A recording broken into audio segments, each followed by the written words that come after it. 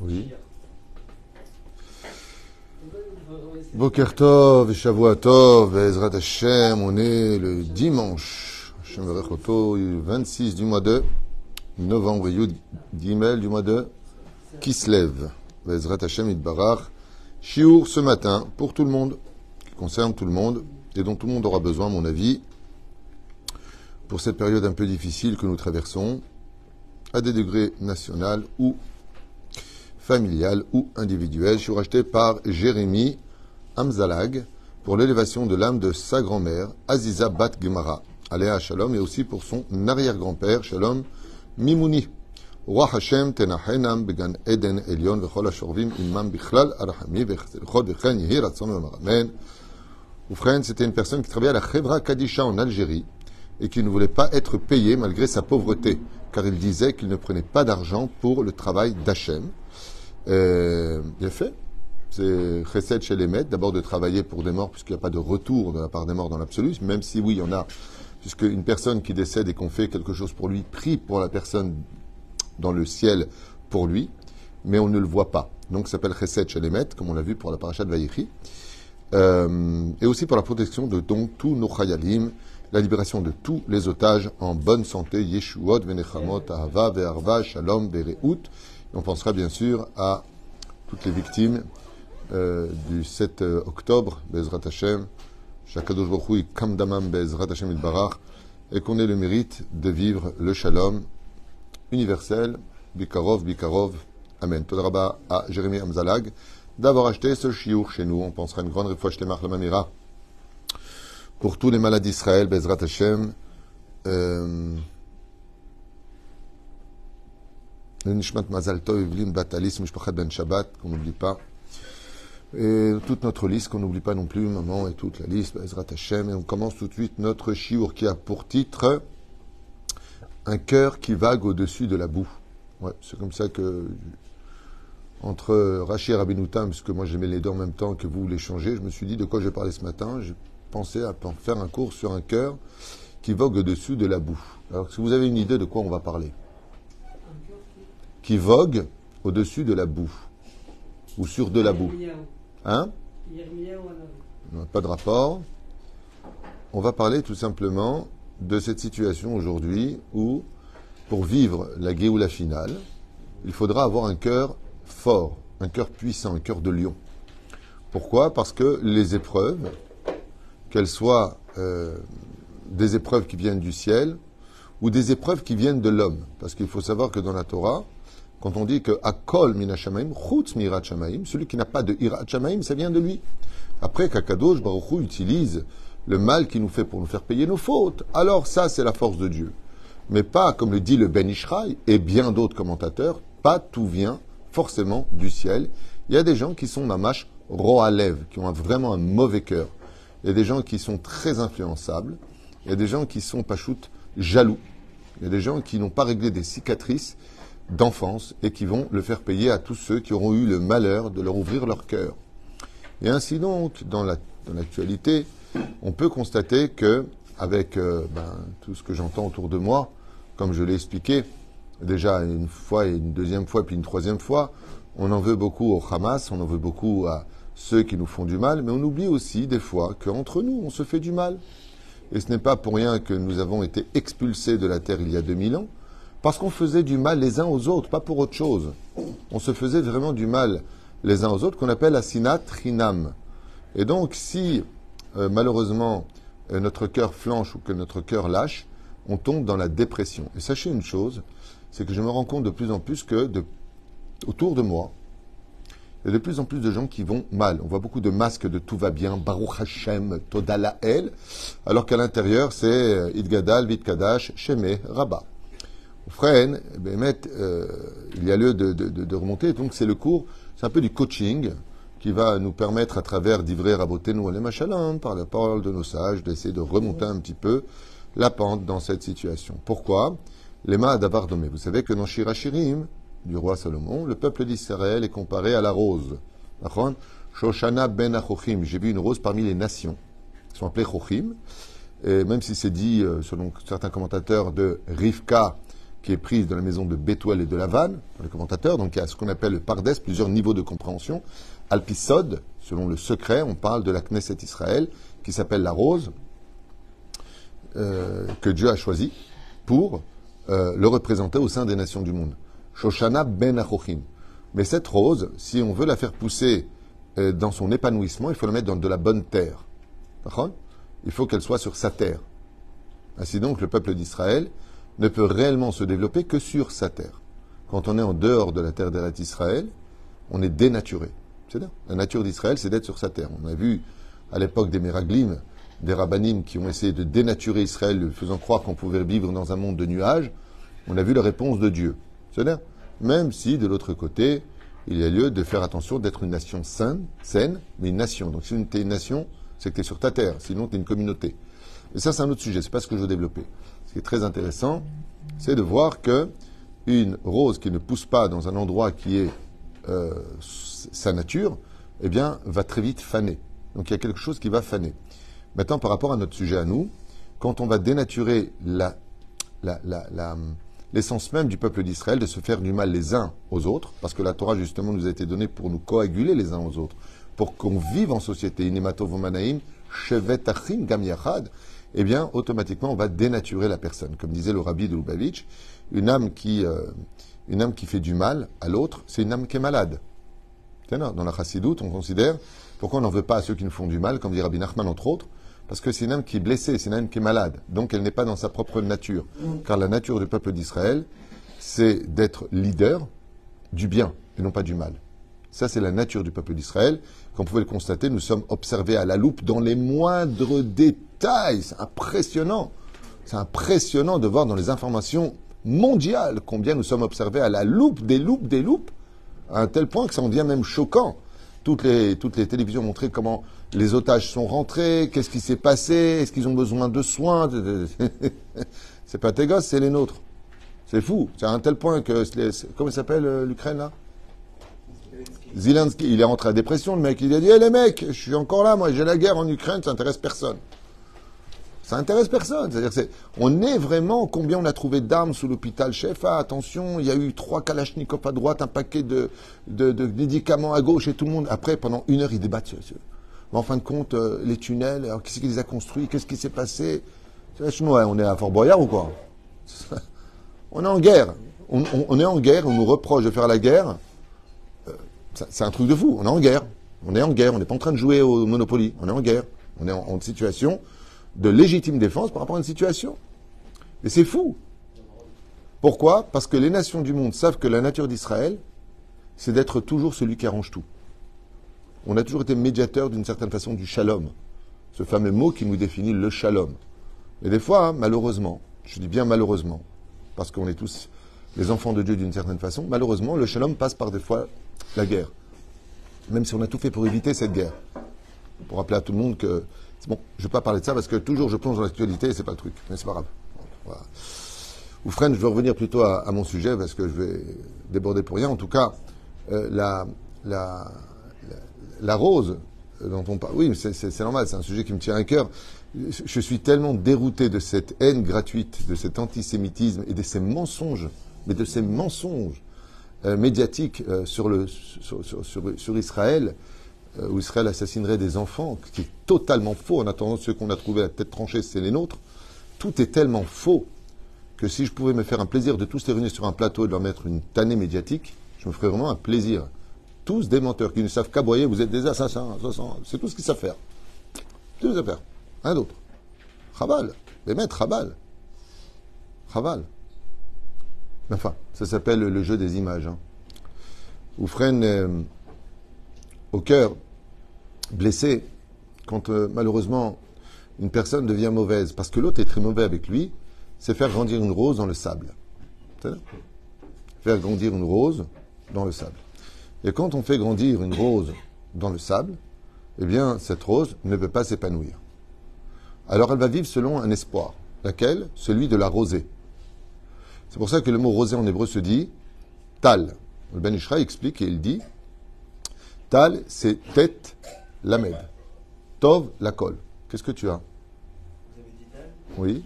Je prenais tout tal. et tu es en train de lire Tal dans les Télim. Ça veut dire que tu es en connexion avec moi, interplanétaire, c'est ça? Chazak ou Baruch. C'est fou, hein. Ça veut dire que ça vient du ciel, attention. Oufren, Mazet Tov Lakol. Ça veut dire que la seule façon, en fin de compte, de nous en sortir aujourd'hui, c'est d'espérer de meilleurs jours en disant Tov Lakol, Gamzol et Tova. Mais dans l'instant T, nous, comment on va? On va pas vraiment bien. On va pas bien parce que nous avons beaucoup d'épreuves qui nous frappent. Et alors, comme je le disais, il y a les épreuves d'avoir ses enfants sur le front, il y a les épreuves d'avoir son fils à l'hôpital, il y a les épreuves du divorce, et malheureusement, il y en a beaucoup, énormément. Il y a les pertes et fracas, il y en a qui ne touchent pas leur femme déjà depuis 6 mois, ce qu'on m'a dit hier au téléphone, d'autres depuis 3 mois. Chacun a son lot de souffrances. Il y a ceux qui passent leur temps à aller faire des dialyses, d'autres qui n'ont pas d'oseille, certains qui n'arrivent pas à trouver de conjoint pour partager une vie heureuse sur le tapis d'Aladin. Il y en a d'autres qui, tout va bien, mais ils ont la belle-mère qui est encore vivante. Enfin, je veux dire un truc de fou. Tiens, l'autre, il me fait comme ça, Dama, ouais, c'est moi. C'est toi qui as donné l'adresse de ta belle-mère au Hamas. Voilà, j'étais sûr. Ça ne servait à rien, ils n'ont pas... Ah. Oufren, on se rend compte que Béhémet, il y a toujours quelque chose qui va mal.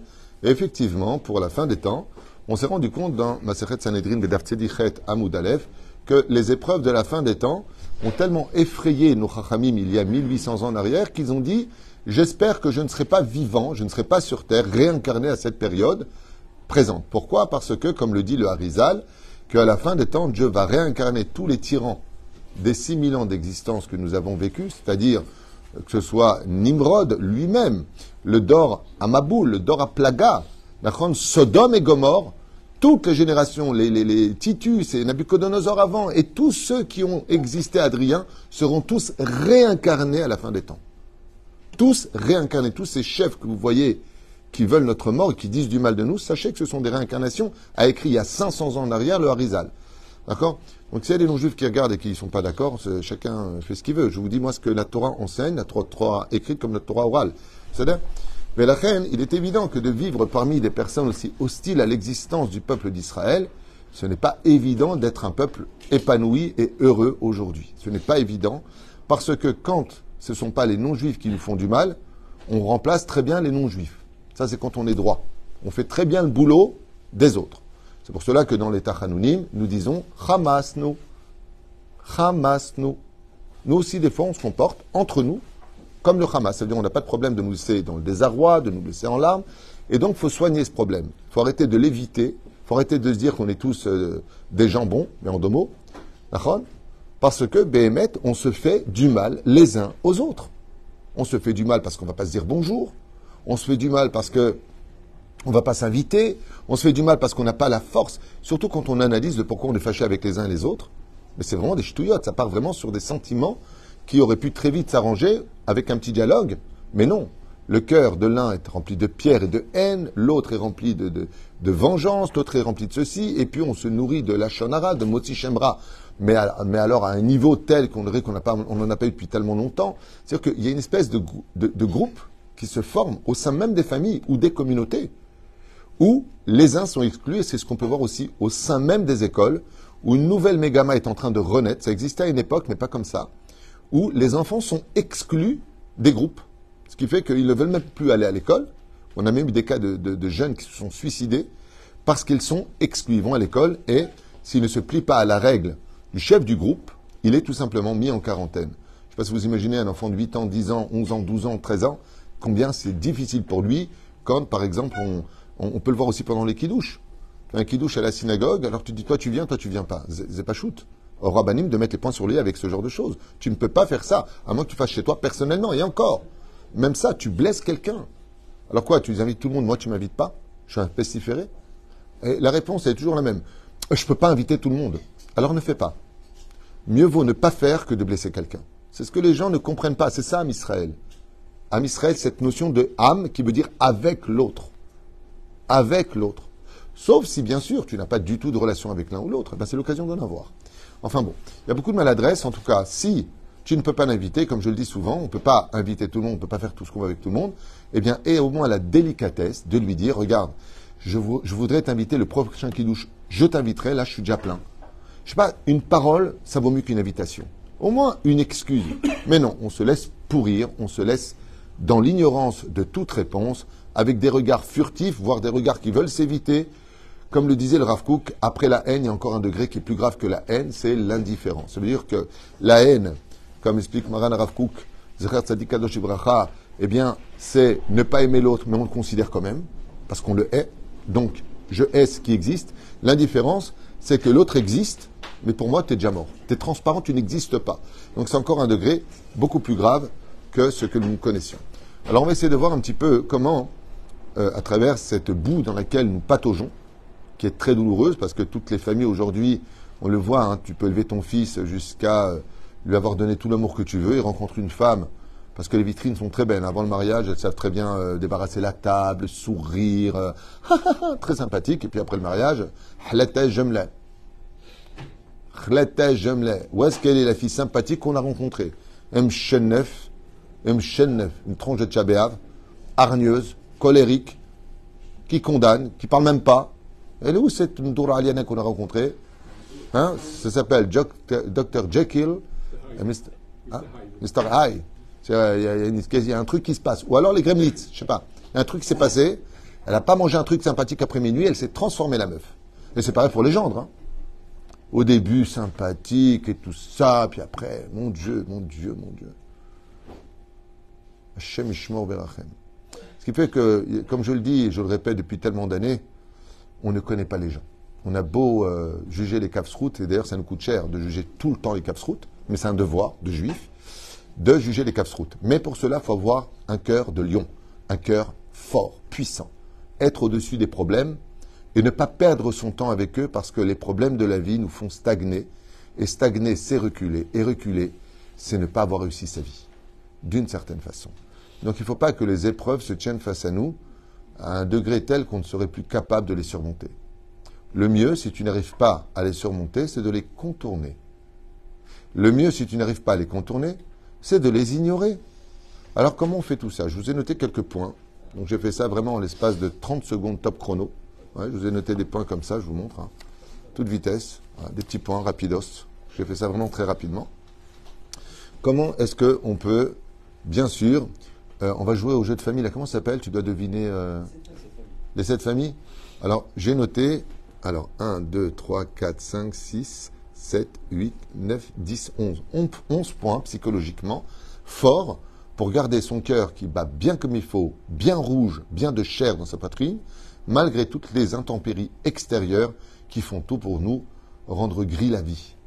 Mais rien, je ne peux pas dire noir parce qu'après ils vont dire raciste. Donc gris. Il n'y a pas de peuple gris, ça va?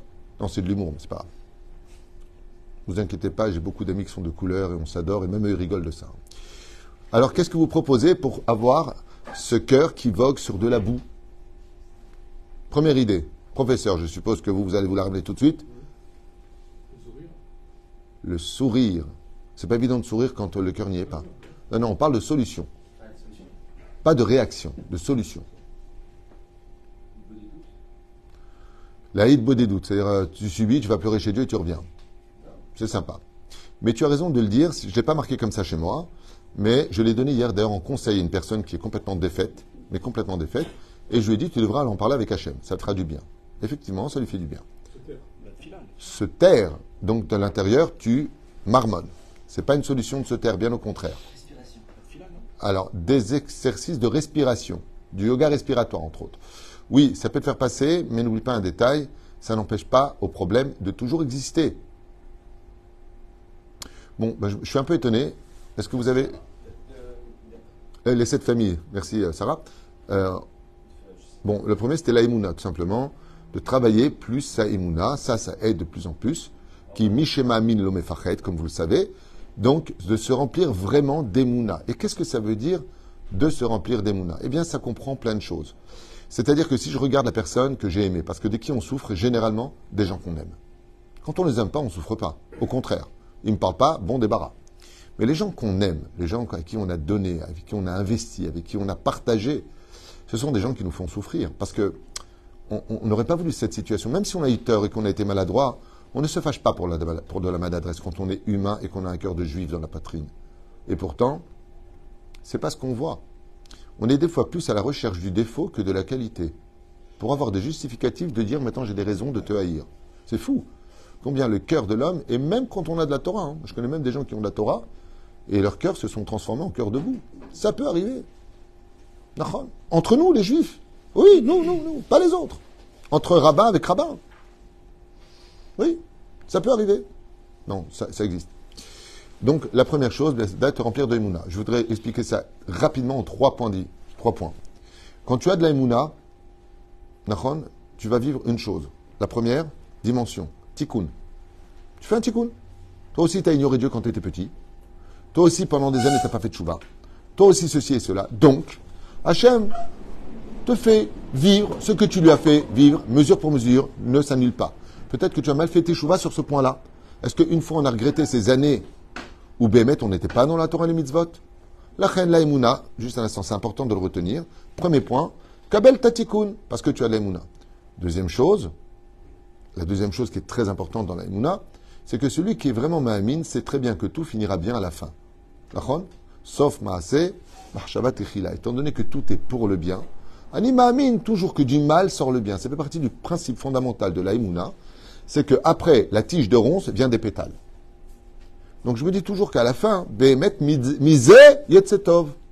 Ça me rappelle l'histoire d'un copain qui était fou amoureux d'une femme. Sauf cette femme-là a profité de son amour pour le ruiner. En fin de compte, elle l'a jeté et s'est retrouvée vraiment dans une situation, à Dieu ne plaise, vraiment dans un trou profond de désespoir. Sauf, il a rencontré une femme qui lui a apporté que du bonheur. Il a béni ce malheur parce qu'en fin de compte, il débouchait sur un bonheur. Donc, quand on a de la Emouna, même quand on est au fond du puits, comme Yosef Hatzadik, pendant ces 10 années, 12 ans passés de peine à l'intérieur, si c'est pour devenir roi pendant 80 ans du monde, vice-roi comme il le fut, ça valait le coup d'être descendu pendant 12 ans pour 80 ans de bonheur. Autour de sa famille, dans la gloire et la prospérité, et surtout la naissance du peuple d'Israël, comme on le verra dans la paracha de Shemot, d'où sortira cette victoire. Et le troisième point de la Emouna, c'est tout simplement quelle est la réponse à toutes nos questions. Car ce qui nous fait souffrir, c'est le manque de réponse. Pourquoi Pourquoi je t'ai donné? Pourquoi on a partagé tellement de choses? Vous savez que ce qui fait le plus de mal au monde, c'est même pas le divorce. C'est pas quand 2 amis ne se parlent plus. Ce qui fait le plus mal dans une situation, hormis le manque de réponse, c'est que l'un des deux est capable de donner un coup d'éponge mouillé sur un livre de souvenirs, sur un album de souvenirs et de photos. C'est ça qui fait le plus mal. Par exemple, quelqu'un qui divorce, prends-moi le temps de cicatriser. Montre-moi que, même pour toi, c'était pas facile de me perdre. Bon, on a tout essayé. Là, le lendemain, il a déjà quelqu'un. T'as jamais existé. T'étais même pas là pendant toutes ces années. Ça fait mal. D'ailleurs, c'est le piège des PN. Il y a des gens qui ne sont pas forcément manipulateurs pervers narcissiques, mais qui ont des symptômes. Et ça, c'est un symptôme de celui qui a un cœur de boue, dans lequel le cœur de chair va être obligé de voguer. Ce sont ceux qui sont capables de t'effacer une amitié sincère, enfin, que tu croyais sincère, une liaison, une relation familiale, que tu croyais familiale, mais qui en fin de compte n'a jamais existé. Et là, tu te dis, mais comment tu peux mettre un coup d'éponge aussi rapidement sous tellement de restaurants, de vacances, de rires, de complicité, de dialogue jusqu'à 2-3 heures du matin? Comment tu peux effacer tout ça? Comment c'est parti à la poubelle? Faut vraiment avoir un cœur de boue pour être une personne comme ça. Et ça fait plus mal que le fait de plus parler à la limite. Pourquoi? Parce que bon, on a existé avant, on existera après. Mais cette façon d'être capable de tirer un trait définitif pour des raisons qui très souvent ne sont pas justifiées. Très souvent. Il y a des cas où oui. Mais ad kedekar, ça fait souffrir. Et les Chachamim, ils disent, quand on a de la Emouna, on n'a plus de questions. Donc on va remplir ces vides par cette Emouna. C'est la première chose. Le deuxième point, c'est la transparence. C'est un travail qui demande beaucoup de temps. Mais pour cela, c'est très simple. Comment on peut vivre la transparence face à des épreuves où un cœur de chair doit voguer sur un monde de boue? C'est compliqué. La transparence, je vais vous donner le secret pour ceux qui veulent l'entendre. Et je vous affirme que quand je donne en thérapie, ça marche. Mais il faut travailler un petit peu son esprit. Pour être transparent au problème d'une situation qui te frappe, il faut avoir un but dans la vie et ne pas le lâcher. C'est grâce à ça que Avraham Avinu, Yitzhak et Yaakov ont réussi à surmonter toutes les épreuves de leur vie, y compris Yosef en prison, y compris les fausses accusations, les injustices que nous subissons qui nous tuent. Moi, par exemple, l'épreuve la plus dure que je puisse subir de ma vie, c'est l'injustice. J'ai fauté, je sais demander pardon. Mais d'être faussement accusé ou de vivre une injustice, moi, ça me tue. C'est rbin à l'intérieur, je ne peux pas. Je ne peux pas. Mais je vais le subir. Mais je ne peux pas. Ça me fait vraiment des effets secondaires. Et la c'est ce qu'on appelle la transparence. La transparence, c'est quand j'ai un but dans la vie et que ce but-là, je ne le lâche pas de mes yeux. Mon but, c'est de servir Hachem, d'être le meilleur, de ramasser le plus de mitzvot possible et d'aider mes prochains sans rien attendre d'eux. Par exemple, si j'ai ce but-là dans la vie et que mes yeux ne se détournent pas de ce but, j'ai aucun autre sujet qui m'intéresse. Mon but, c'est d'avancer, de servir la Torah et les mitzvot, de servir Hachem. Je ne lâche pas Hachem de yeux, mamash, qui aïn baïn iru b'shuvashem tzion. C'est-à-dire que vraiment, je fixe cela. Et donc, tout ce qui va venir autour, il me parle pas, il me dit bonjour, il dit pas bonjour. Reste transparent tout ça. Pourquoi? Ne descends pas dans la boue des autres. C'est-à-dire, al tirer de la ramazot. La main, ça sert à rien. Ça sert à rien. Parce qu'ils ont toujours des arguments qui sont pré-préparés à l'avance. Dans le cas où tu viens leur dire, en fin de compte, tu descends leur niveau. L'autre sarire. La reine, quand tu vogues dans la boue, ne descends pas dans cette boue. Parce que si tu veux y nager, tu risquerais de t'enfoncer. La troisième chose, bien sûr que c'est fait. Fait méode. Fait méode. Moi, je peux te dire que ce qui m'a donné envie de parler de ça aujourd'hui, c'est les téléphones que j'ai eu Motzei Shabbat. Motzei Shabbat, oui. Ça a explosé de partout. Les téléphones les uns après les autres pendant Seudat Revi'it. C'est terrible. C'est terrible. Ce qui se passe vraiment, c'est vraiment terrible. Et les gens... Encore ce matin, je vous lis les messages. Je ne peux pas le faire parce que je suppose que la personne qui m'a écrit regarde le cours. Mais les gens sont à bout. Sans faire de jeu de mots avec la boue. C'est ça? Mais les gens sont à bout. Ça veut dire qu'ils sont dans la boue. Moi, ce que je propose, c'est de remonter sur la barque pour voguer sur cette boue. C'est ça? Oufren, c'est de vivre le tikkun.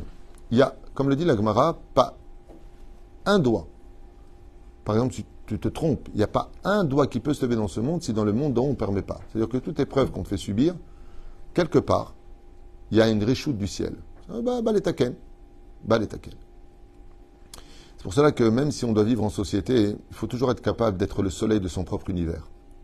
Ne laisse jamais ni ta femme, ni ton mari, ni tes parents, ni tes enfants, ni tes amis, ni personne dans ce monde être le soleil de ta vie. You are the sunshine of my life, c'est la plus grande erreur que tu puisses commettre.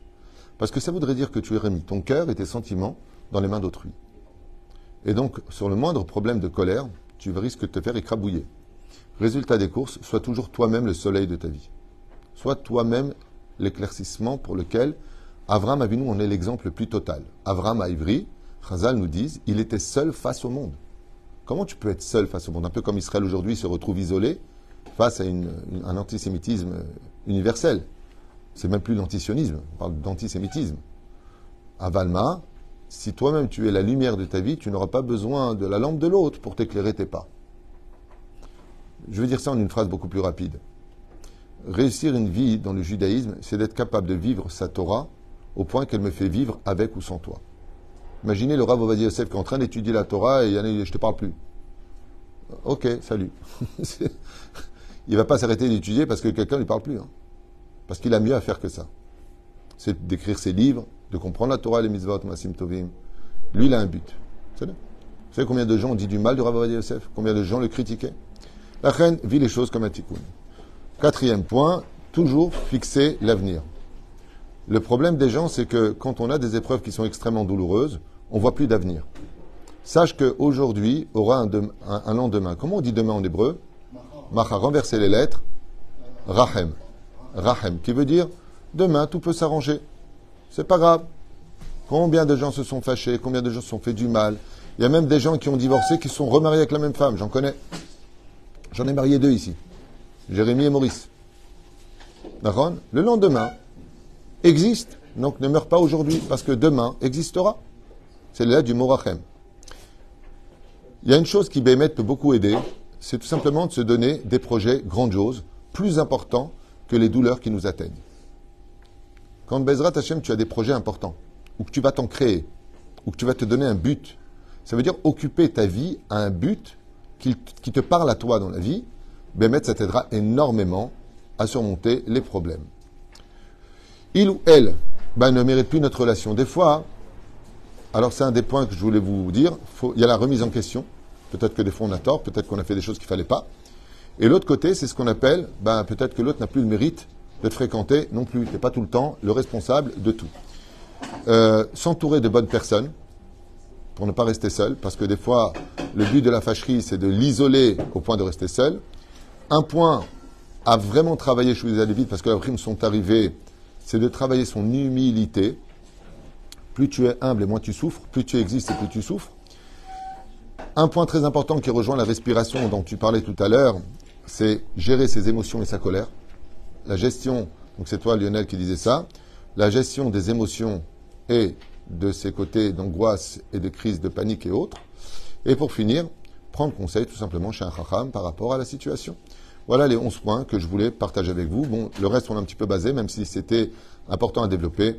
Mais ce qui est sûr et certain, c'est que Bezrat Hashem, ça te permettra de voguer sur un océan de boue dans une situation qui est très souvent hostile à ceux qui ont du cœur. Et c'est pour cela que, comme le dit justement Yecheskel, à la fin des temps, Akadosh Baruch Hu viendra changer les cœurs de pierre en cœurs de chair. Baruch Adonai Leolam. Amen.